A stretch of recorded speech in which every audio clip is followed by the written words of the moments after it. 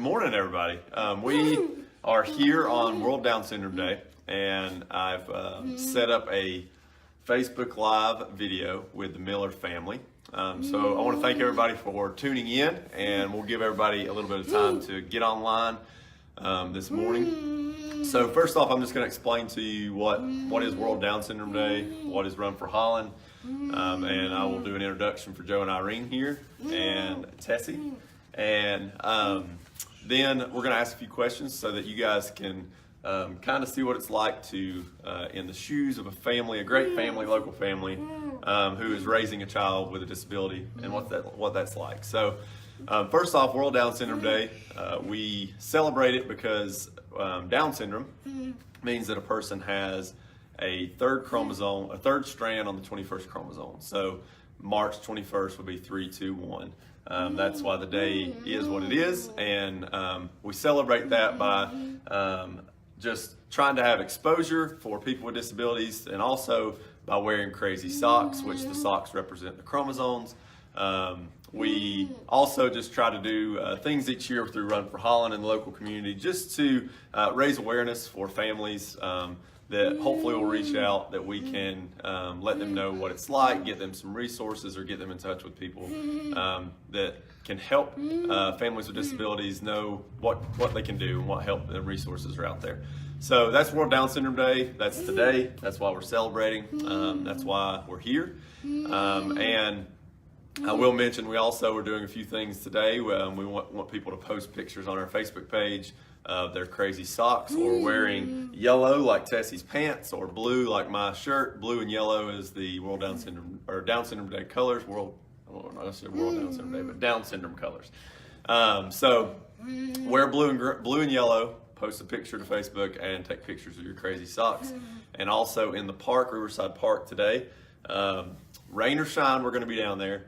I think the weather will slack off by the time we're supposed to run. But Riverside Park today at 5:45, we're going to have a group run or walk. So anybody's invited to come down and walk.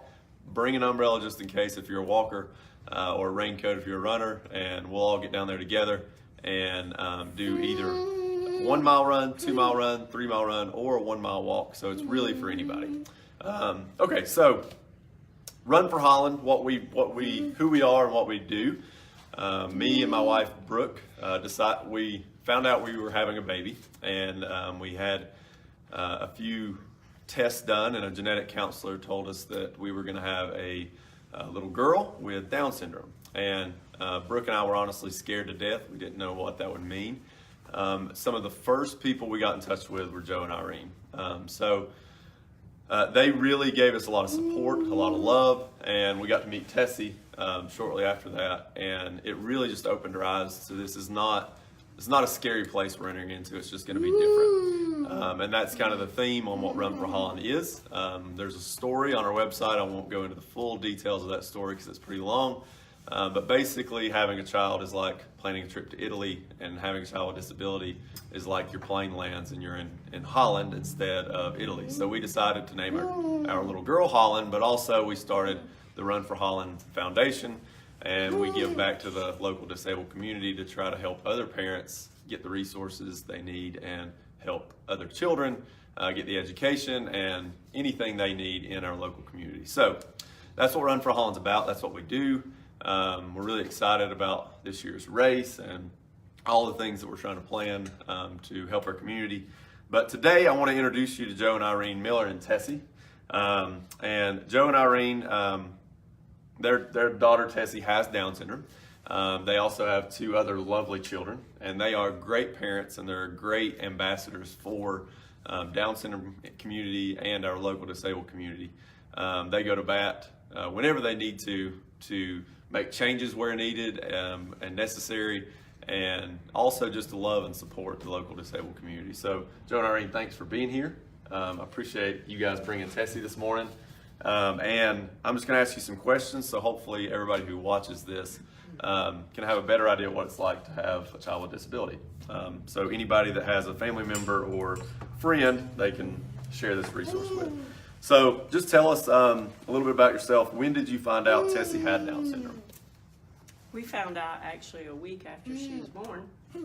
and it was a little bit of a shock, but immediately we found teachers and other folks that had children with Down syndrome, and we found out that, you know, as long as you advocate, you have a good attitude, it's just another child, like we already have two, and they happen to be a little different. And we found the sources of doctors, and especially therapists, teachers. We found a group that was a parent group in Charlotte that had seminars and, you know, things to just learn on the needs that she would have. And so we found out that it's not that scary. Which kind of goes into the next question. Joe or Irene, just tell us from your perspective, what is different, if there is any differences in your other children or Tessie versus Tessie, raising a child with disability versus other children? Well, I mean, Tessie's no more needier than the other ones. I mean, children require a lot of time and attention, and they all have their own skill sets and have their own voids that need to be filled, and so you just look at them and see what they need and just do everything you can to meet those needs. Tessie's really not any different than any of the other two. Just like any child, as soon as you figure out one stage, you're going to change anyway, so it's all the same. Yeah, and I can definitely say the same. Having two kids and Holland you teach, you learn about them, they continue to learn and grow, and yeah, for sure, every child is different. It doesn't matter if they have a disability or any sort of other thing going on in their lives. Every child takes different parenting. So I think the beautiful thing about Tessie is that because she had so many health issues when she was young, which was, I guess that it was probably because of my age, because I was 42 when I had her. Because I used to call her my miracle child, that she was alive after heart surgery, but she just inspired so many people through prayer. Folks that we didn't know would even care about us just showed up with food and support, and I can't even tell you, I think that's also the beauty of being in a small town, is that people take true responsibility or thought about you and your kids, and it could be that way in a big town too, but I have noticed that when we went to some of those Charlotte meetings, that it seemed like I had a better a network of folks that I could actually call, and they would really respond. Yeah. So I thought today, people put things on Facebook about, tell me what you think about me if I was to go away tomorrow. And I thought, well, if I put that about Tessie, I would probably have 1,000 responses of, Tessie was just changed the way I think about life. Yeah. So, yep. Yeah. Which makes a big impact. Okay, what local resources do you want to talk about? Do you want to advise parents to know about, that if they are entering into this new area with a child with disability, whatever age you know about? What are some local resources or things that they can tap into? Well, I mean, the first thing you need to do is with any child with any disability, I mean, be it autism or anything, get connected with. There's an organization for Down syndrome. There's organizations for autism, and the first thing to do is just contact them, because things change and evolve so rapidly, and those organizations are usually right in front with all the changes and what's going on. So I would say my first step would be to go there, and they're going to overwhelm you with the resources that are available. And I would say that the first thing to do too is contact someone in your community that is already in the process. When we got Tessie's diagnosis, I played the big strong daddy, and we got done at the doctor's office, and Irene went home with Tessie, and I went to work, and I remember just in the car driving to work crying, thinking, please God, don't let her end up in an institution. You know, that's how ignorant I was at the time, and I think that's what you have to erase the ignorance. You have to get involved. You have to educate yourself. And I would say that with anyone out there who gets that diagnosis, you know, prenatally, that, you know, before you make that rapid and quick decision of what to do, educate yourself first. And I will say this, no offense to any doctors that may be listening, doctors are not where you want to educate yourself. No. They have a very narrow script, and so, you know, you need to educate yourself with people who are dealing with it on a day-to-day basis, not someone who deals with a diagnosis. Yeah. So, and it is, especially in today's world, everybody, there's such a negative connotation to a child with disability, and that was the thing. Me and Brooke, we cried, and we had family crying with us, and you expect the worst, and then you get into it, and you realize, like, this is so much better. It's incredible. So, and that's what, like Irene said, it's important to have that realization that it's another child. It's not, you don't have to like make it anything else. It's another child, and you would do the best for any child. And I think this is advice you gave me on day one. You're going to do the best for your child. It doesn't matter if it's a boy or a girl or black, white, or disability or not.